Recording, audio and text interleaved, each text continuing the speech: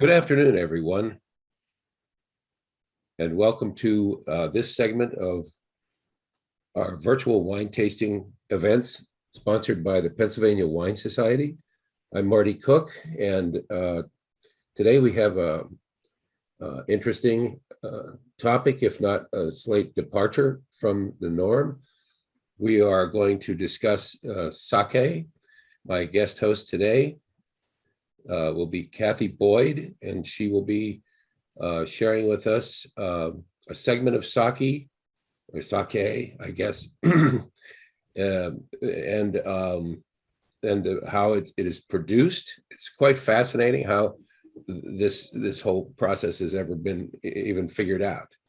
So prior to that, I need to let you know this event is being recorded, and this is your notice of such. And if you do not wish to be recorded, then this is your notice to leave.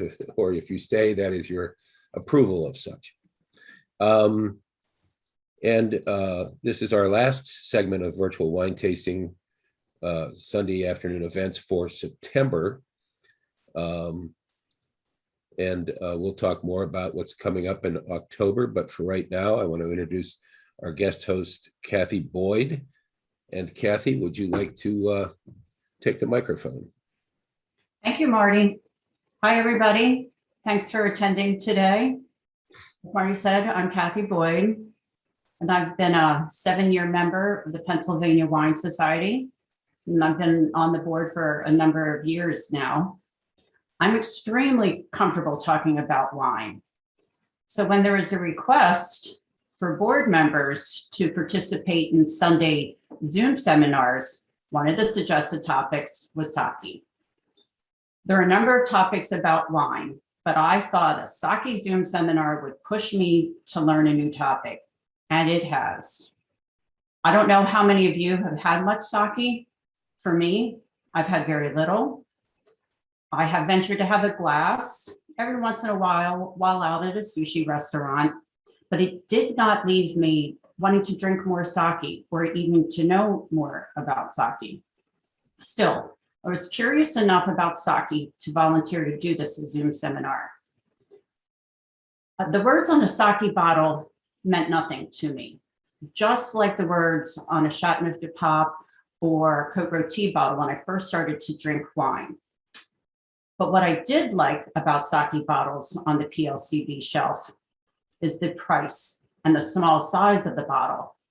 It doesn't have to be very costly to try sake, and the portion size can be just under half the amount in a wine bottle. The sakes I chose today are each 300 milliliter bottles. A half a bottle of wine would be 375 milliliters, so it's a fraction less than half a bottle of wine. And the alcohol content of sake is equivalent to that in a bottle of wine. The sakes today, the alcohol content of our first sake, the Haru Suru, is 14%. Our second sake, the Maharashi, is 15%. And our third sake, Soto, is 15.5%.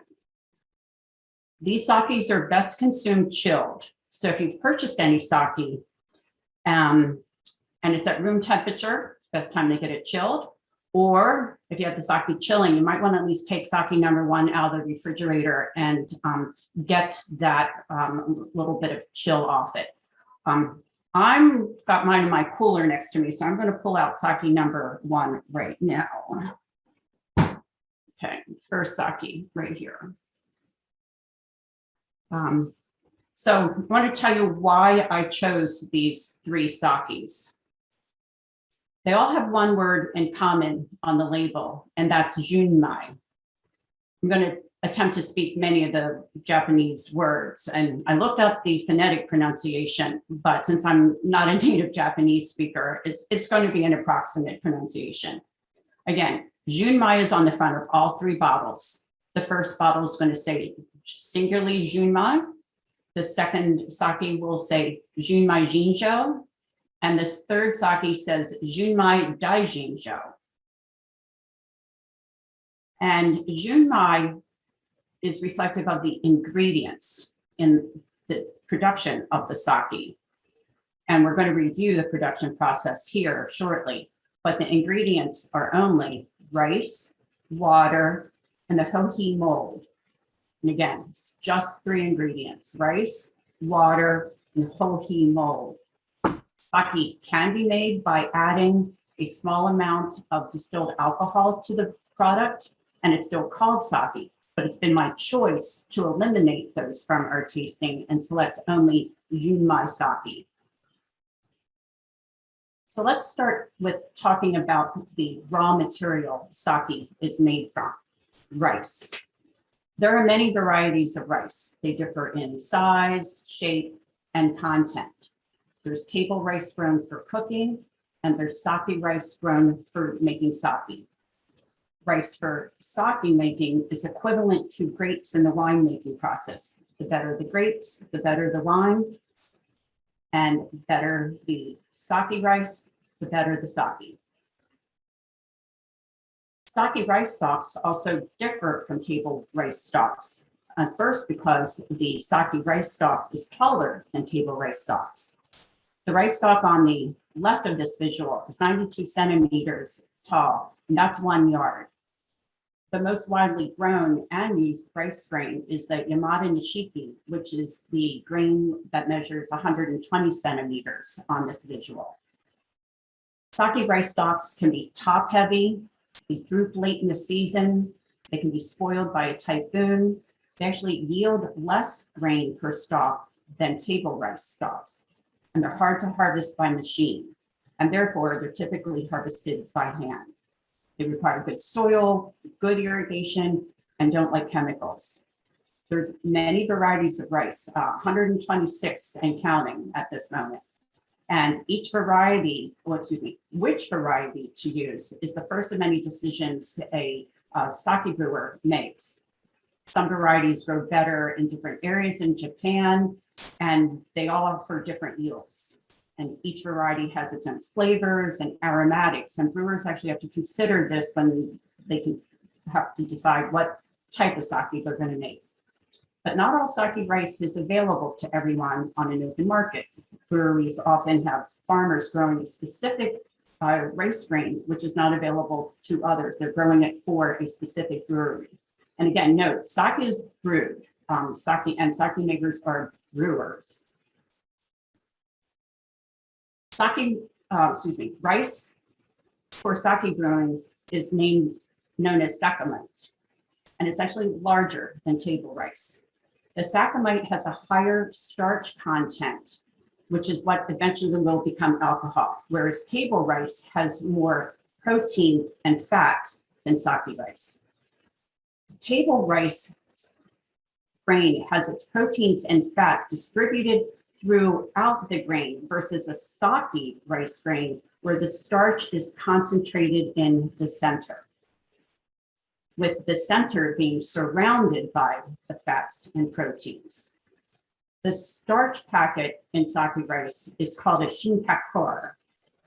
The shinpakure cracks less during polishing, which is crucial because since cracked rice would allow too much water to be absorbed by the kernel, which would be detrimental to the final product.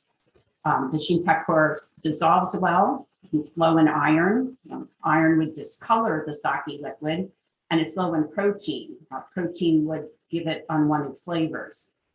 So the physical construction of the sake grain makes it easy to remove the proteins from the kernel, leaving only the shinpakure. So the production process I'm going to review has 11 steps. We're going to spend more time on some stages than others, and some we'll review very quickly, while others really are the crux of the sake making process. And first, we're going to start with polishing rice and the polishing ratio.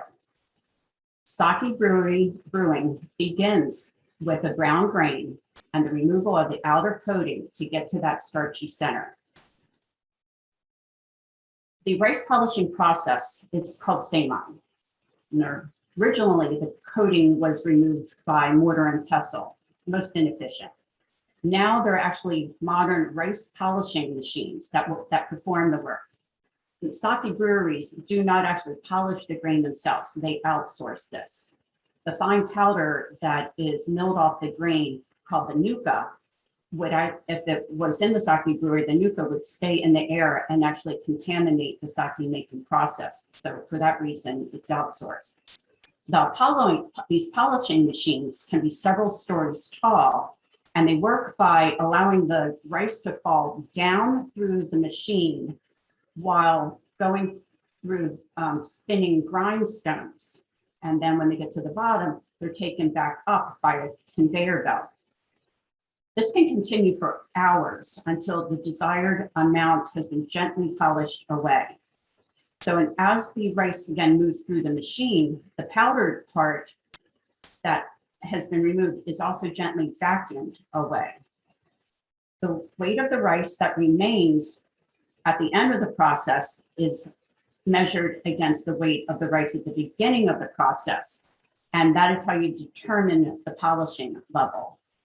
And the polishing level is what remains after the polishing is completed. The final polish size, it's what's called the semi-buai. And for our 3 sakes today, we have 3 different levels of polishing. Our first sake is labeled just Junmai. So it's polished to a 70 semi-buai. Our second sake is polished to 55% semi-buai. And our third sake is polished to a 50 semi-buai. The Junmai Daijinjo, which we're drinking and polished to 50%, some sake brewers are taking this to extreme level. They're getting down to 40, even 35%, which is unheard of. You know, you're discarding over half your original product, but that's cutting edge there. So let's open our first sake. But before you do so, you might want to retrieve your second bottle out of the refrigerator, because we want, again, the sakes to be chilled but not icy cold. I have shot glasses for my sake. I don't have any sake sets, but the shot glasses are going to do for me for portion control, and I only want to take a small sip. So my shot glasses are clear. So I can see the sake.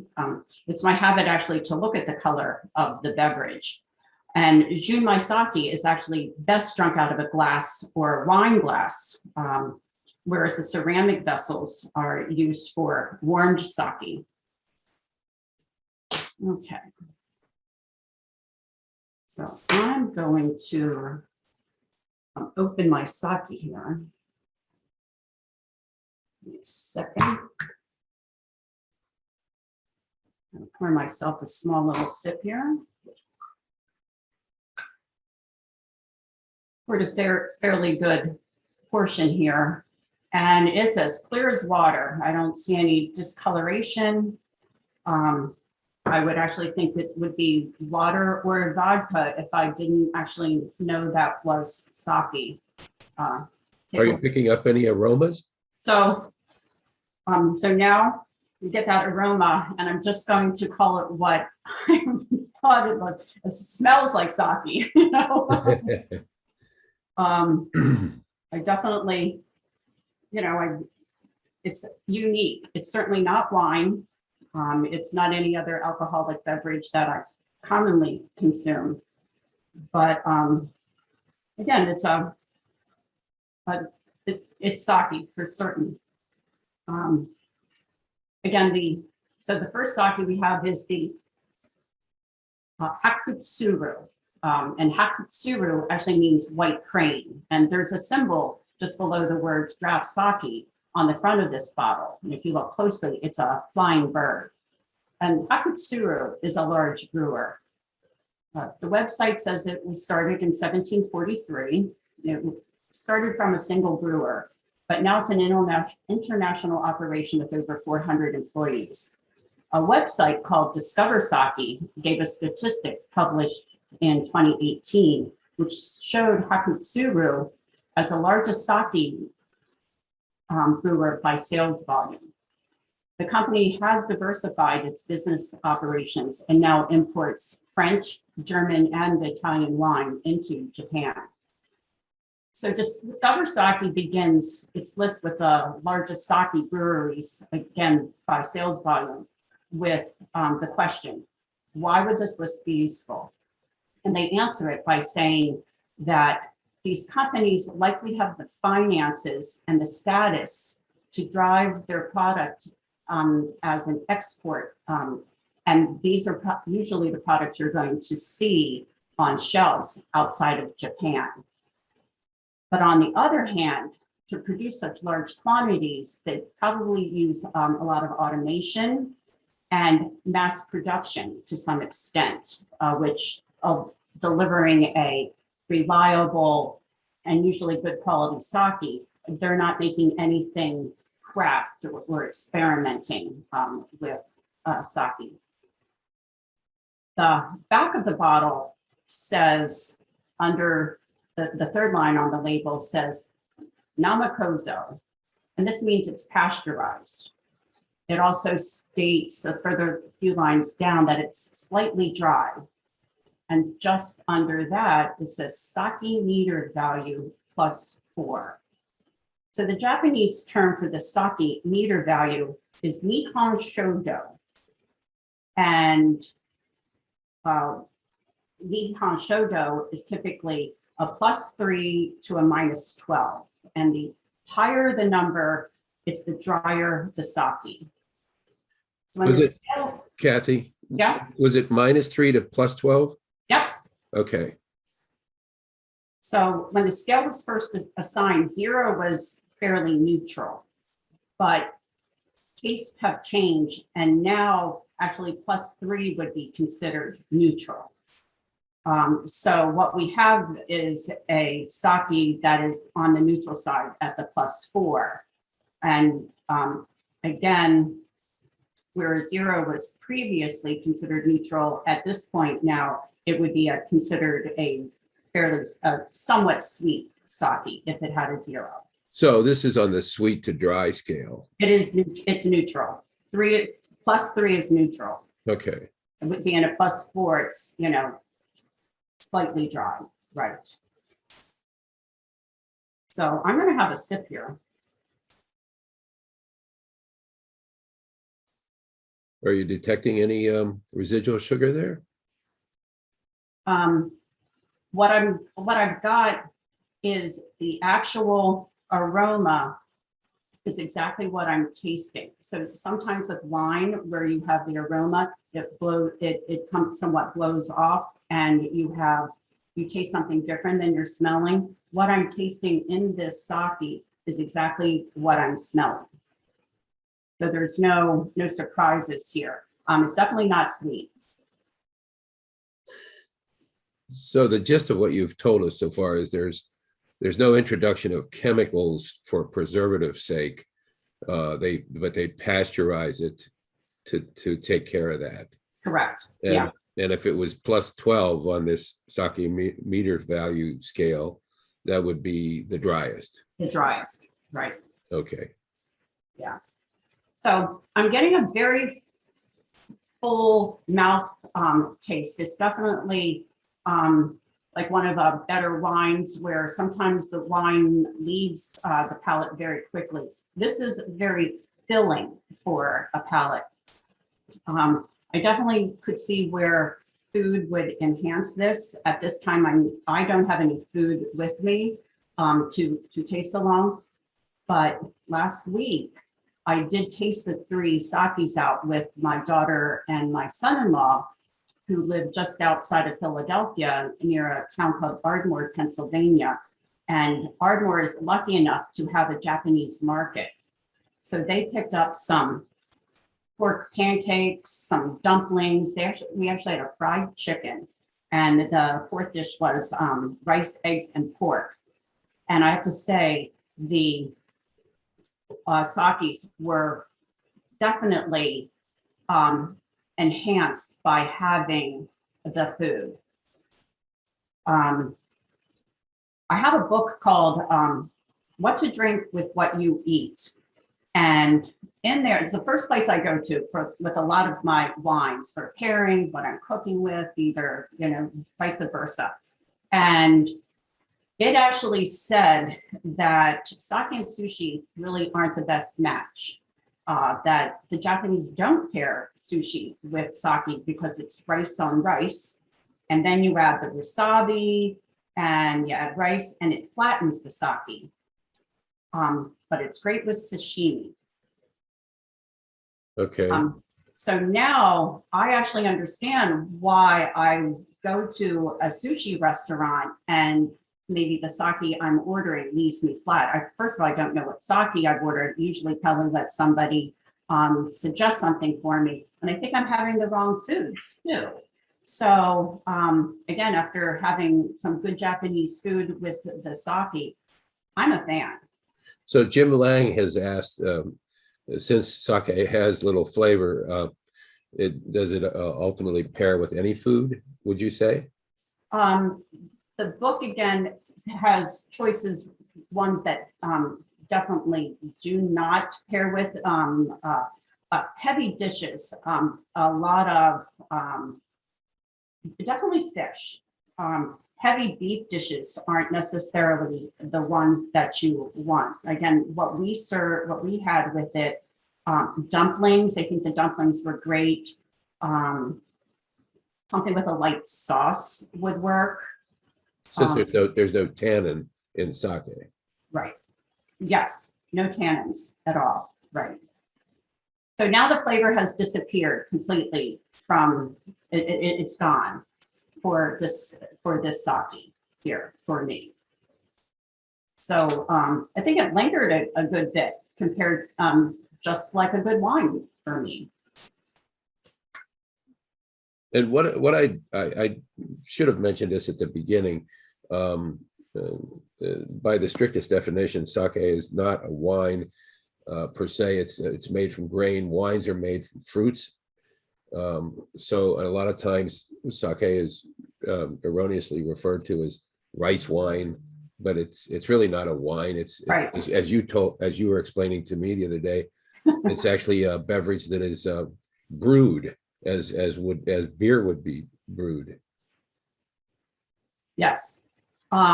It has similarities to the beer making process, which we refer to as beer being brewed. But again, sake is actually its own category.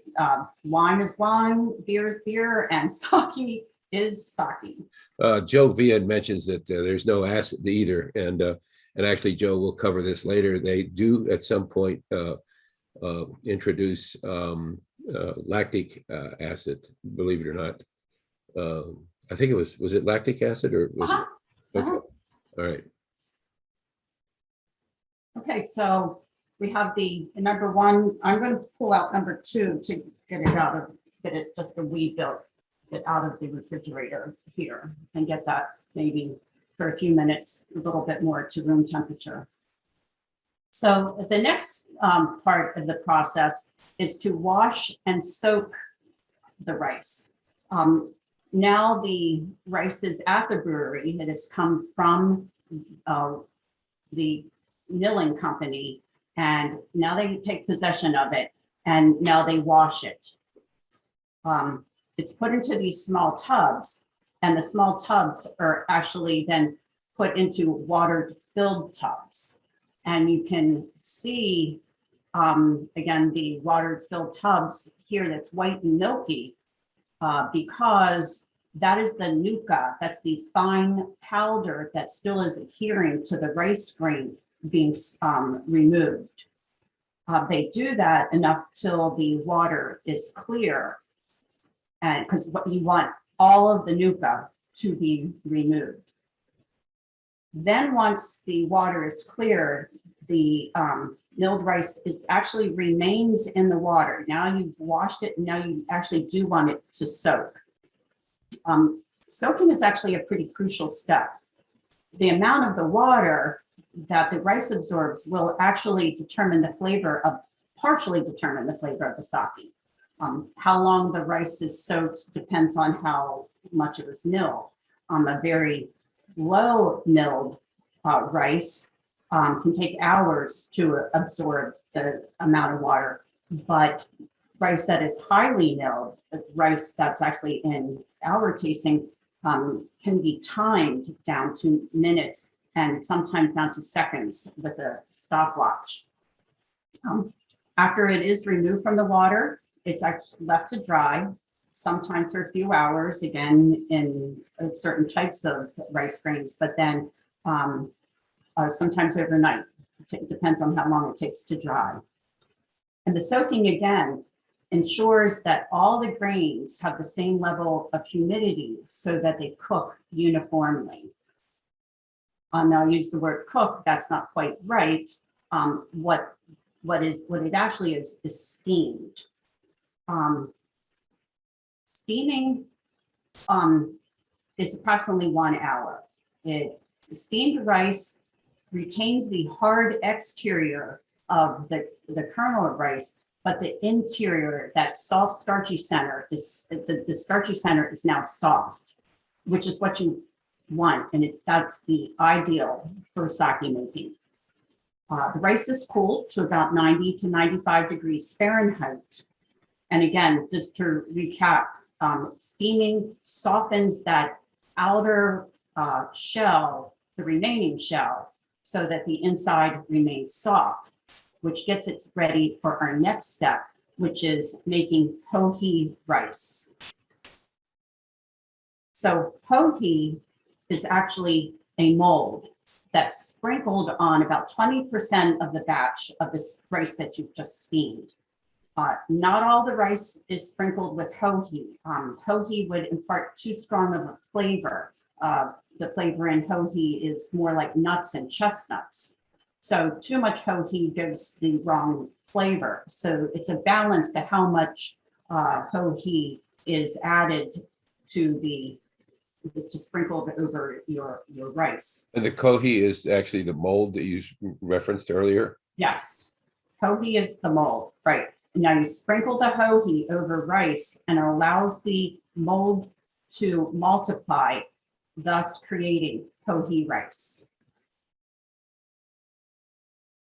So what they've done is remove a portion of the steamed rice and put it into a special room called a hohimura. And the mold, again, is sprinkled over this rice. What hohi does is breaks down that starchy exterior that was started by steaming, but it actually now breaks down the rest of the starch from starch into sugar, So which is what you need to start your alcoholic process. You need sugar, and this is how the rice goes from a starch to a sugar, by exposure to hohi mold. So this is somewhat of like yeast acting as a catalyst. Not yet. The yeast will eat the sugar, but you have to get the sugars in place first. There is no sugar in rice. Okay. So hohi creates the sugar. Okay. This hohi rice is actually allowed to develop for about 48 to maybe 60 hours. And every couple of hours, it has to be mounded and then spread out again so that the mold develops evenly. Think of it like what you do to bread. You knead it and then you spread it out and then you'll bring it back into a mound and then you spread it out again. That's what's done with this hohi rice. It does have to cover the rice uniformly for it to be used next. So there's a phrase at the bottom of the screen that I have on. Ichi hohi ni moto san sukuri. It means first, hohi, second, moto, which is the yeast starter, and third, fermentation. So it's somewhat of an older phrase used in everybody in sake production knows that phrase. This photo is actually completed hoagie rice. It's actually now been removed from the hoagie room, and it's spread out on cloths, and it will be raked. This picture is the completed hoagie, and they're drawing designs in the hoagie. Sometimes the designs designate what batch it's made for, but what it does is also state that this batch is complete, but sometimes it's also just the design. So, oh, okay, actually, so I actually want to go to drink sake number 2 now, the Mahorishi. Now this one's in the green bottle here. So give me a second. I'm going to pull out bottle number 3 and let that chill, not chill so. And I'm going to drink and open bottle number 2. Yeah, there you go. Bottle number 2.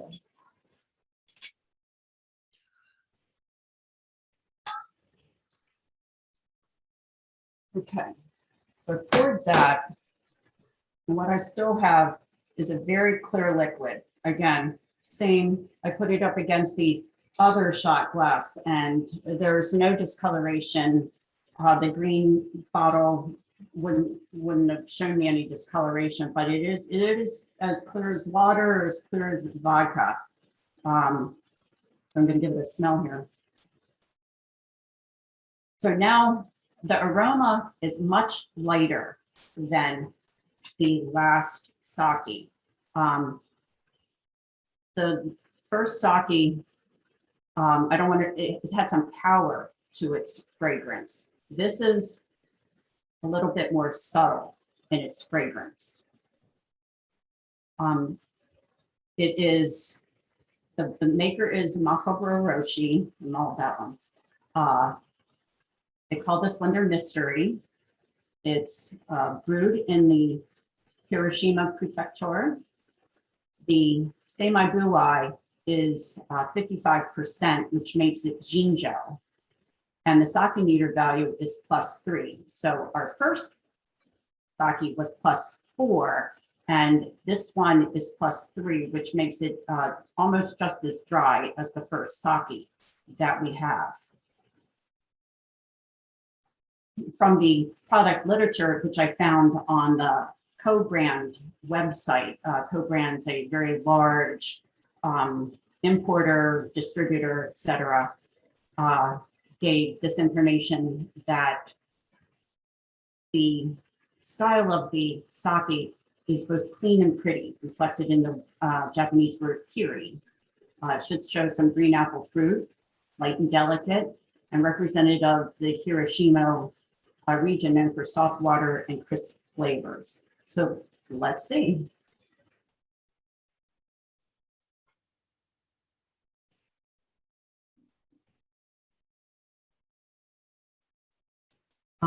This one's definitely lighter than the first one. I taste similarities, but I definitely get the lightness that is coming with a sake of a higher Seimai Buai. The mouthfeel is lighter. I like the word clean that they used for it. I can't say I'm getting too much green apple. I get that more in a wine. I'm looking for almost an overpowering green apple, but it also might be too cold as well. So this might be worth revisiting all 3 at the end, just to go through all of them to see if they change a little bit more at a warmer temperature. Jim Lang comments that this one has both flavor and a bite. A bite. I thought the first one had more bite. Okay. Yeah, I thought this one definitely was lighter, which I'm going to go, that's my opinion, you know. Sure. So. Of course, Jim says, I disagree.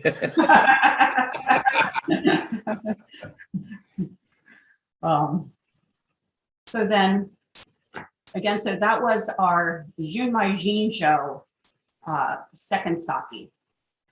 The production process continues. Now we've already made we've steamed the rice, and we have some rice with a kohi mold growing on it. Now it's time to make shubo, which is actually the yeast starter.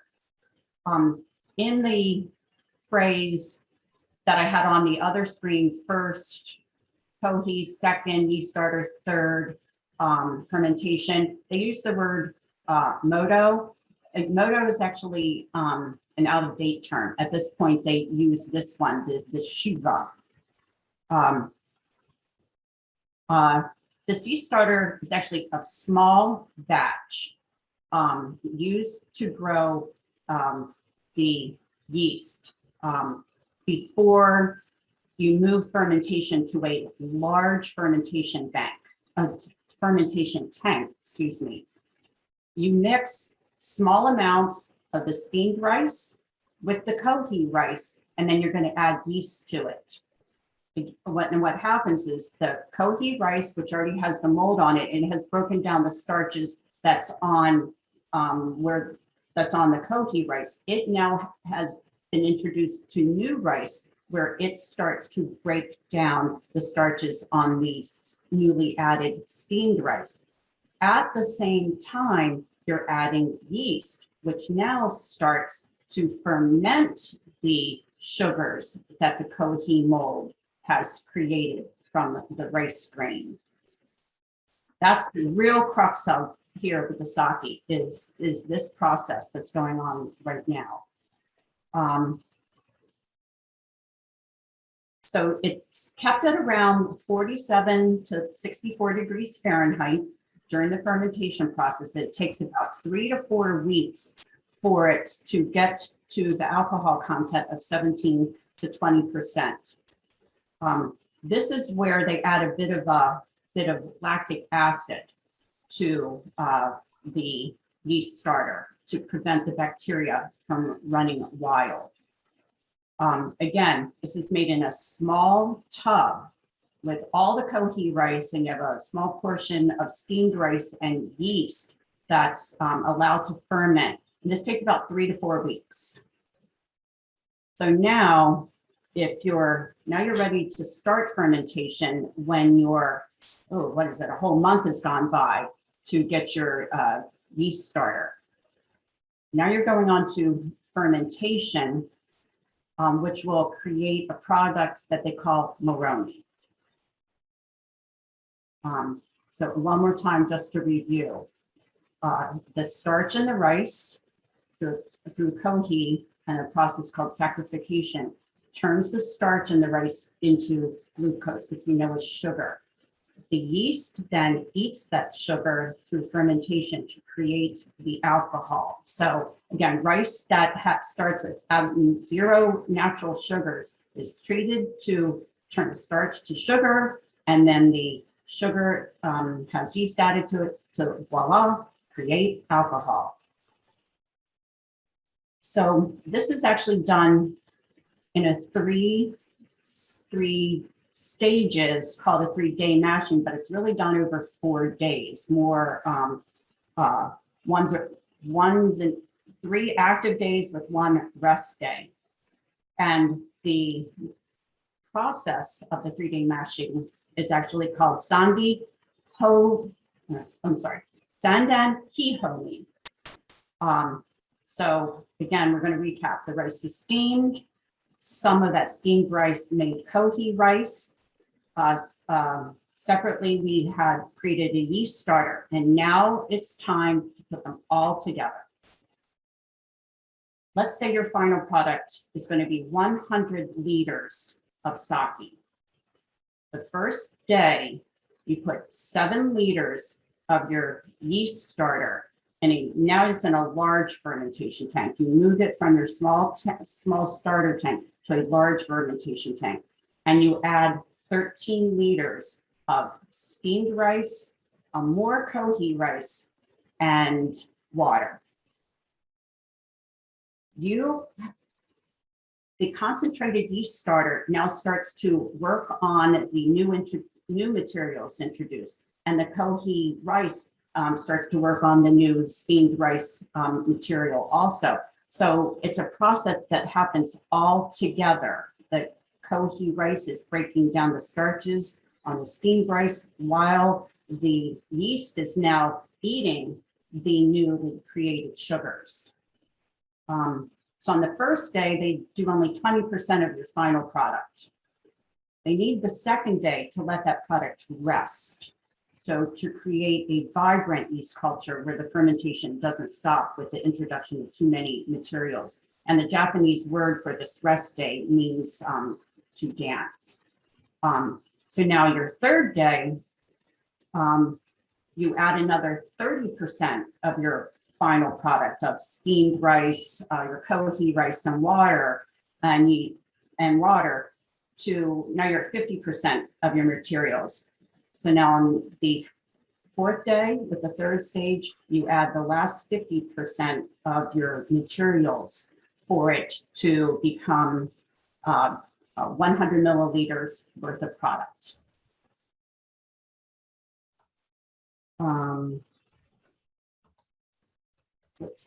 So in this, basically, the two processes are taking place at the same time. And so that's what makes sake unique versus wine or beer. It's the dual processes going on at the same time.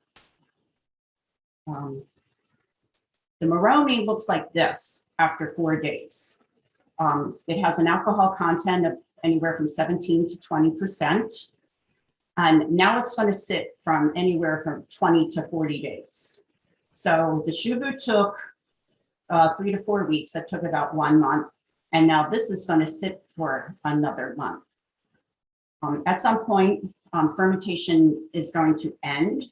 And the temperature, to do that, the temperature is reduced to stop the fermentation without killing all of the yeast. So again, here, what the term that they use is parallel multiple fermentation. Wine is simple fermentation with, with beer being separate fermentation. Wine is simple fermentation because the grapes have a naturally high percentage of sugar and just the yeast is introduced and then fermentation takes off. Beer, the brewer malts the grain to develop the enzymes and that changes the grain from starch to sugar, and then yeast is introduced. There's no hohi mold in any of those processes. So actually, I think it's time to taste sake number 3 at this point because we just have the last few processes to finish up and move through that fairly quickly. Okay. So as I follow the timeline here, it seems like the fermentation period is somewhat short. Yeah, well, for this Moroni, yes, it's 20 to 40 days. The yeast starter takes 20 to 40 pretty much days. as long as this Moroni, yes. Okay, I'm sorry, I misunderstood. Yeah, so the yeast starter takes 3 to 4 weeks and the Moroni takes 20 to 40 days. So we basically have 2 months here. Okay, so the third sake is the Soto. Soto is actually owned by 2 American entrepreneurs. One has a sake certification. And I have to say, that's hard. This introduction to sake for me, this was a lot of information that I had no idea about. And to get a sake certification, I can only imagine how hard you have to work because there is so much to learn. I am introducing just the tip of the iceberg, and I give anybody credit who has a sake certification. What did you say? There were 126 different types of rice? Right, and I don't know how many yeasts there are, but there are a lot of yeast strains as well. Each house sometimes develops their own strain. Then it becomes a proprietary yeast. The Japanese have done countless experiments and studies on all these processes here for sake making. What else was I going to say? And then there's things like hard water, cold water. Do you use lactic acid or not? Do you filter it? There's so many decisions, and it's a lifetime of craft work that these people do. It's just not the process that I'm making it to be. So that's why I want everybody to understand it. It's a true craft, and they take their time. It's a passion for them. Well, didn't you say it was developed over the last 1,000 years? Oh yes, so it's a great tradition in Japan. Sake is about 1,000 years old. Only for the last 150 have they been able to use modern chemistry to refine the process. A lot of times before they allowed nature to take its way, and recently they've been able to identify strains of the mold, the yeast, and they've got it down to a very scientific process, but it took 1,000 years of not guesswork, but a little bit of trial and error to get to sake. So I poured the third Soto sake. Again, I'm getting it a little bit lighter and lighter. I'm searching for a little bit more of an aroma on this compared to the others.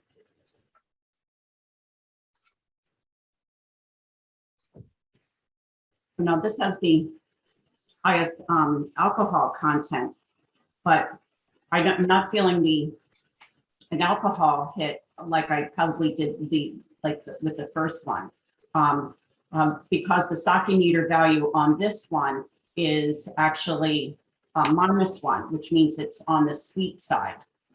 From the website that I found, they gave the semi-buai as 50% with the sake meter value as -1, which is tends to be a little bit sweet. This packaging is quite unique. I think it's very Americanized, considering that it is made by 2 American entrepreneurs. Far less Japanese characters on the bottle than any other bottle.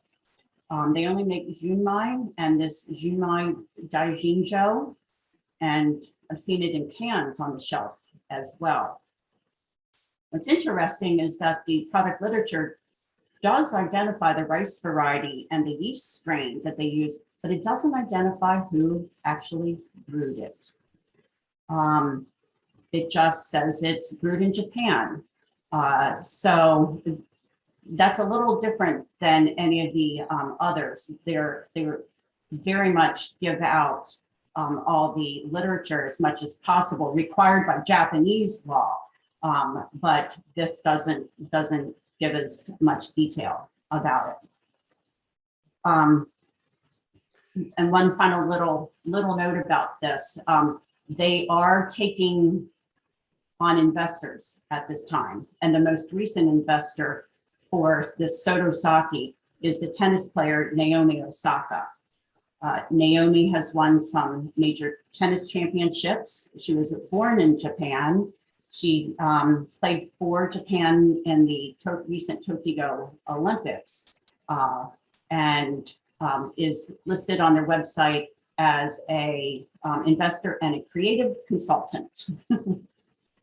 So, by the way, and you're going to give kudos to these people later, but there were one reference book, the Sake handbook that you and I both have.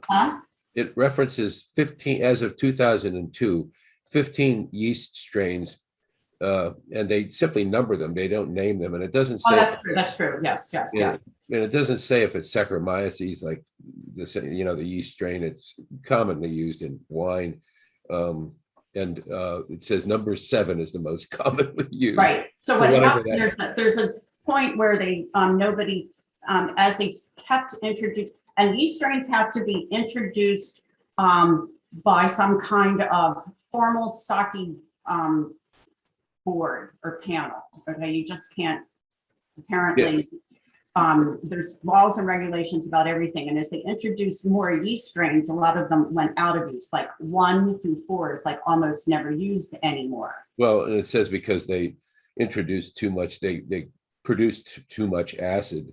The name of the association is the Brewers Association. It appears. Right. So, you know, as more and more science was involved, they've definitely honed it down to the type of ingredients they want to use to make the type of, you know, sake meant for the 21st century here, you know, versus, you know, I think sake 100 years ago may have tasted much different.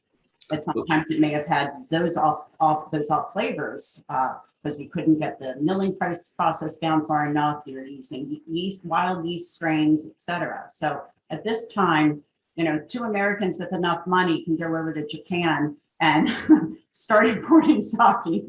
All right. Well, and it does refer to the designer yeasts that are, you had mentioned proprietary yeasts, and that they are introducing to reach specific tastes and so forth.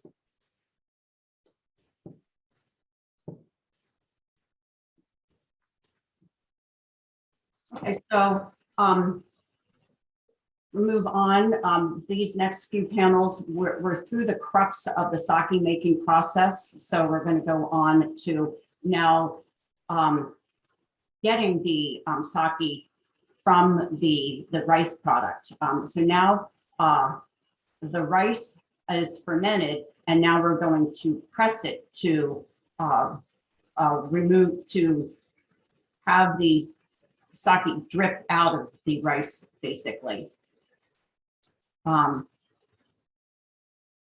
So what the first pressing technically is not ideal. The second pressing is typically the ideal sake for a lot of sake brewers. And the third pressing is not as desirable, but it's really that second pressing that they want. So what you're going to do, you've taken that Moroni, and you're going to put it into bags, cloth bags. And then you're going to put them into a pressing machine. You're going to lay them on top of one another, very tightly packed. And the first sake is going to come from the weight of the bags laying on itself. Then the pressing machine will then press the bags a whole lot, compress them much more to get more sake out of. This method is labor intensive, but it leads to better sake. But again, some people have it more automated where they never use the cloth bags.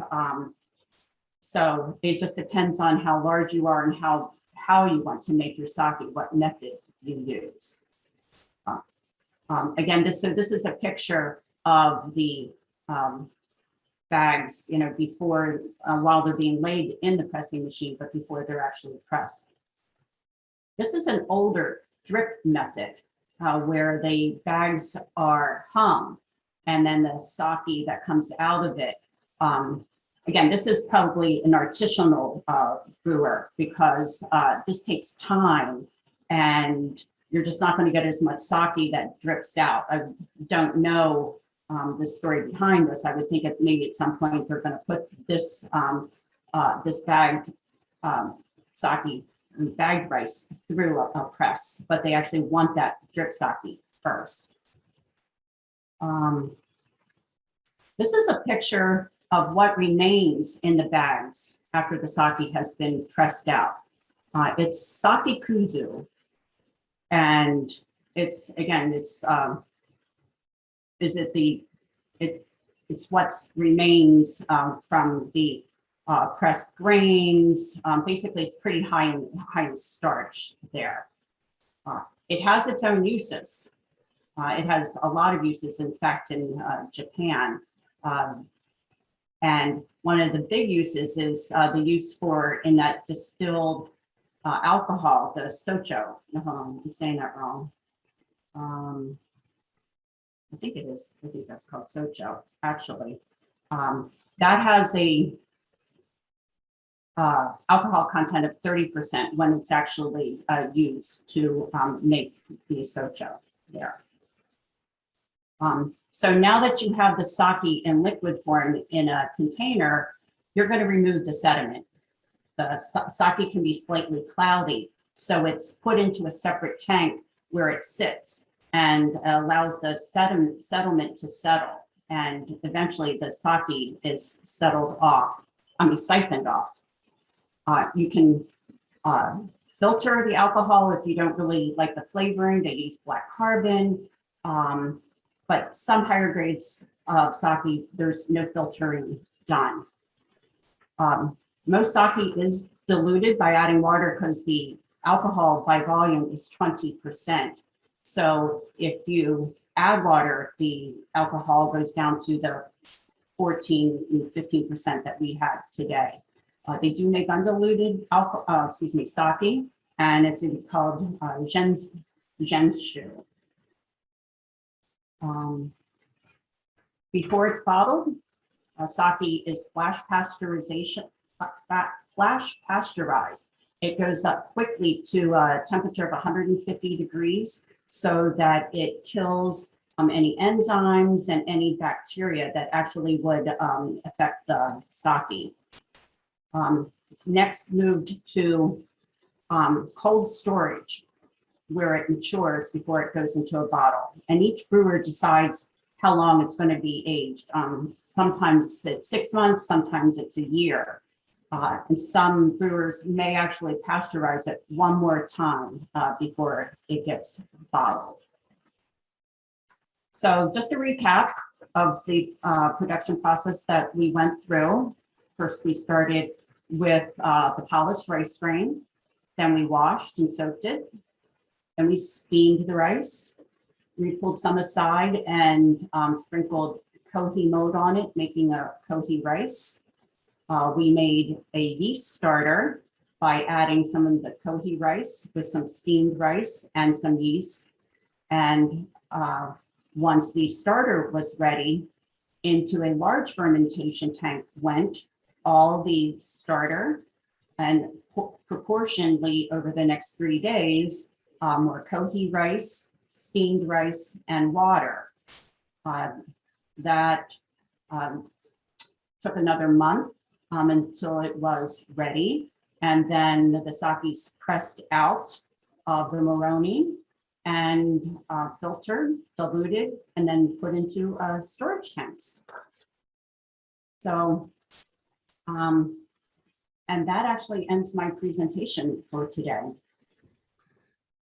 Any questions? Before we get to the questions, would you like to reference your sources and Sure. Thank okay. them? So first I have to give credit for my photos. So Lynn Beeson, who continues to underwrite the Pennsylvania Wine Society's use of a copyright-free photo database for the Wine Society, provided me a lot of the production pictures. I purchased 2 books, one being the Japanese Sake Bible. I have that here, right here. If anybody wants to borrow these, I'm more than happy to lend them out. That one was very technical. That would be for somebody who probably wants a sake certification. My favorite was any book or the YouTube videos by a native English speaker named John Gottner. I think he's American. Went to Japan in the 80s and loved sake so much he has become an ambassador for sake. I started my sake research with watching his YouTube videos. So the internet is a huge source of material at this point. I went to a number of sites. The visuals were permitted to be downloaded from the Sake Times.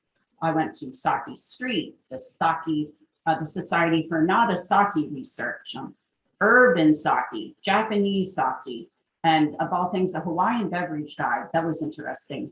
There's sake glossaries, sake statistics, there's brewer sites. So, and last but not least, my What to Drink with What You Eat by Andrew Dornenberg and Karen Page. It's my first place I go for my food and wine pairings.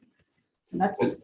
And also the John Gottner, whom you referenced, he wrote a book, the Sake Handbook.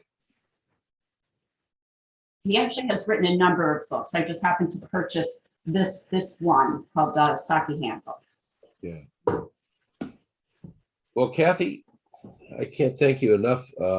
You've done a yeoman's job of researching this, and from going from 0 to 60 in a very short period of time. And I appreciate you simplifying the sake process, because it's quite involved. And again, what we witnessed today was just a segment of Yes. of this process, this involved and traditional process. So and now I would like to open up the floor for any questions that you might have for Kathy. And if you want to stop sharing your slides, Kathy, there you go. Now we can see everybody's faces. And ladies and gentlemen, you're at liberty to ask Kathy whatever you'd like to ask, or make any other comments. Yep, Kathy, this was an excellent presentation.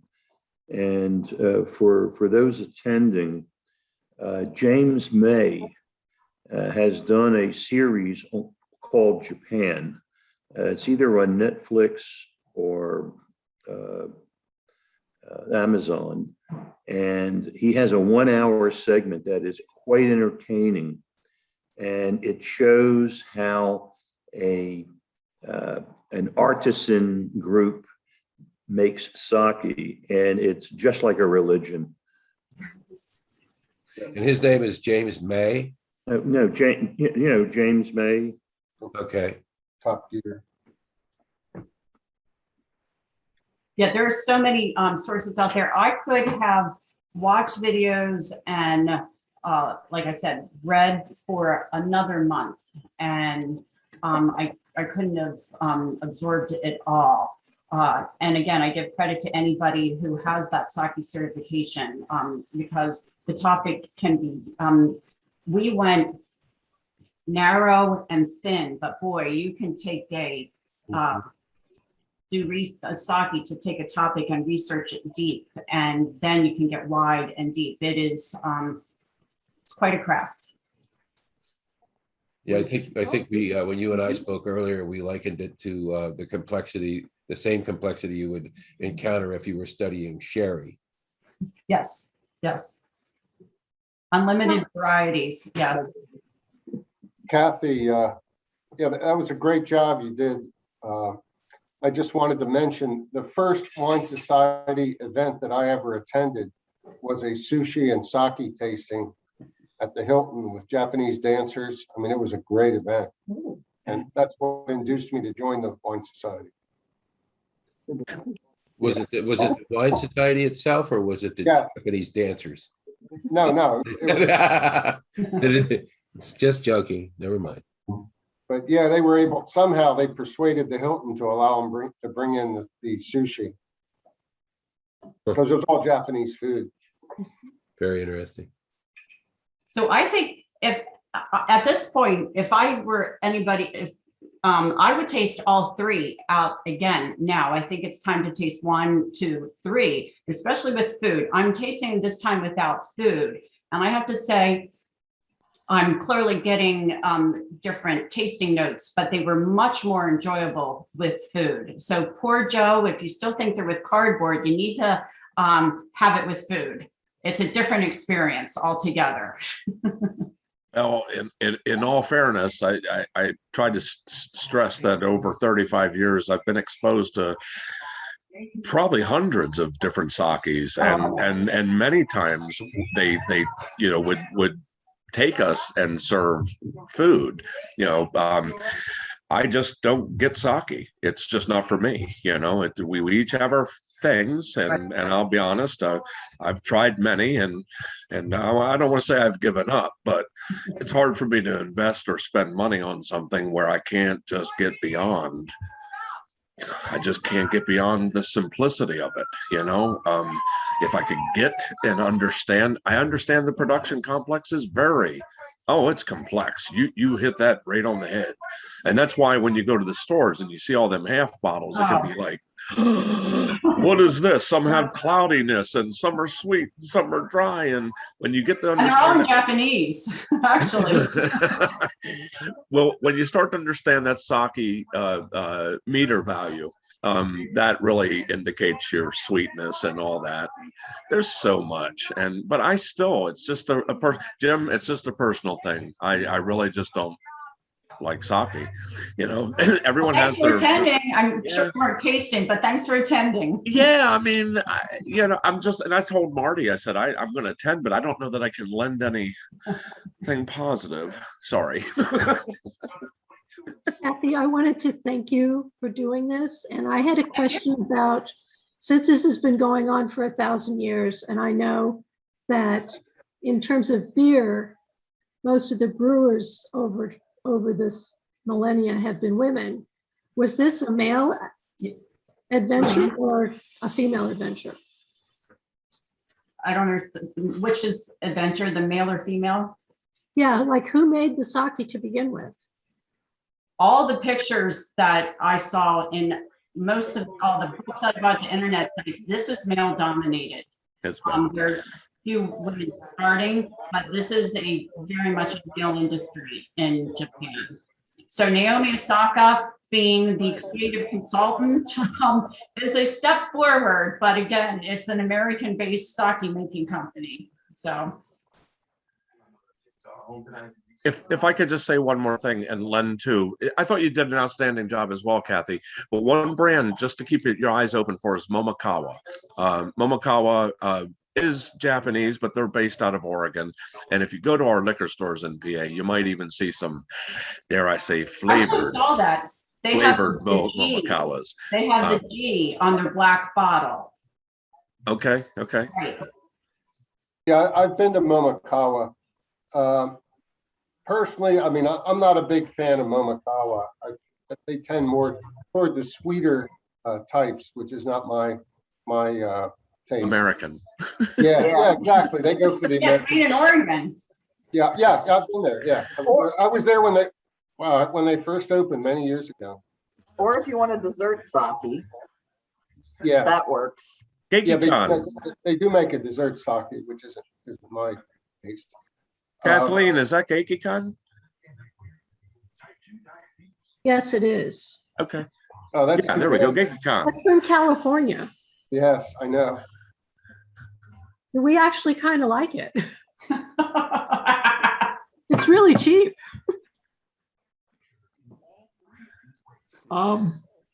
My feeling was it didn't have as much as that of an alcohol feeling in the nose. As the first one. We had a Hakasura Junmai, but not the draft. Yeah, But it is very white, and the Geiki-Con has a little more color to it. More of a grasp, but it wasn't as it didn't have a feeling of alcohol in the nose. Even though the percent alcohol was about the same, it didn't have that. That's alcohol in the nose. Did you have any food with it? We had some brie and crackers. And I also had this one, which someone gave to me literally over 10 years ago. And it's a gold label Ozeki. And it's all in Japanese, so I can't tell you anything about +4s or whatever, but it's sweet. And it's this golden color. Ah, so it aged. Okay. Oh, no. Yes. That could be oxidation. Yeah, and it's very nice. It would be nice for dessert, but it's old. Yeah, most sake is best consumed within the year. Not, it's really not made for aging, right? Yeah, that's what I was reading, and I'm going, okay, I don't know what this one's, if this one's even going to be drinkable, but it was. So fortunately, we will not be seeing any bourbon barrel aged sake. No. Oh, stop it, Marty. Stop it. Kathy, did you happen to research the traditional Nagori sake? You have this, 10 of us here on the screen have benefited by what research I have done. I have not veered off the path into anything else. Well, just, has anybody seen Mad Men, the series? Oh, okay, Mad yeah, Men. yeah. Yeah. There's an very funny inside joke in that series, which I told Lynn probably not 1 in 500 people got. But in the one, they hit the account that Don Draper was in, that company, they got the Coke account. They stole it away from another advertising agency. And the day after they did it, they got a package from the other advertising agency, and they opened it up. One guy said, "What is that?" He said, it says it's sake. It looks like a really, really expensive one. And he's holding it up, and on the back label, he says, "Produced by traditional method."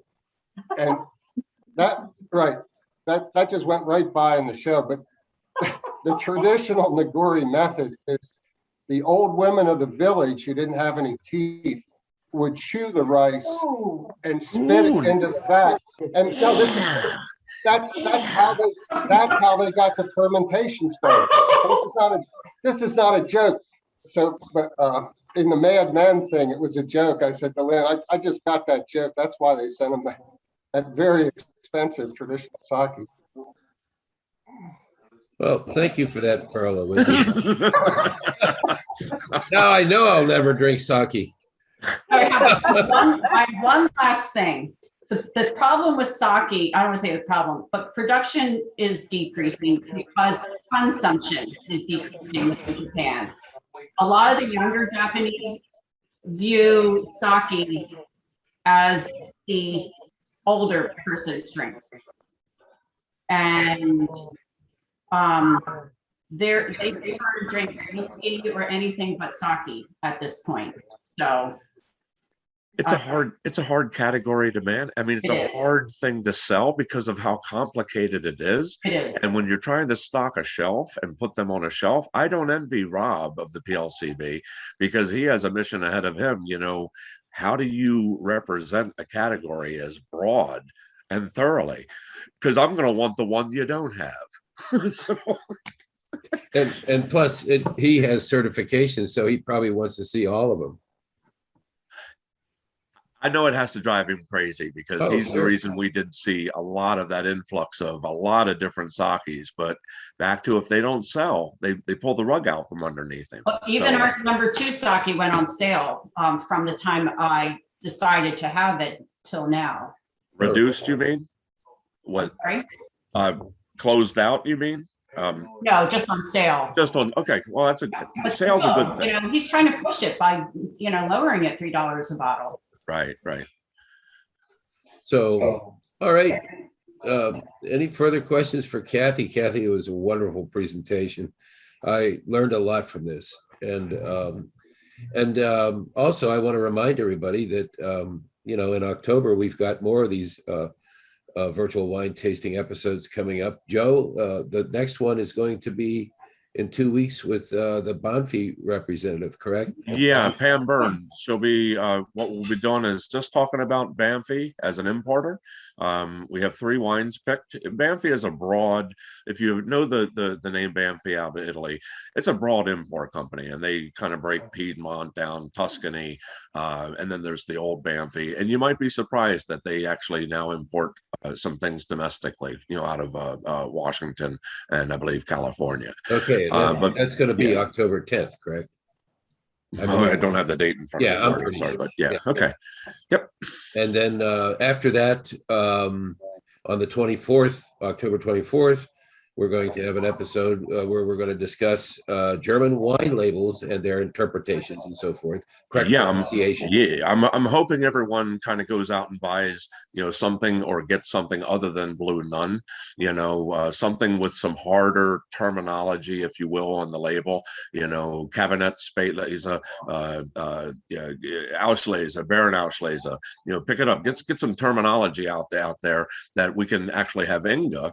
I'm going to say it. We're all going to try to say these words, but Inga can lend her flow to it, if you will, so that we're saying things kind of more in a more appropriate way.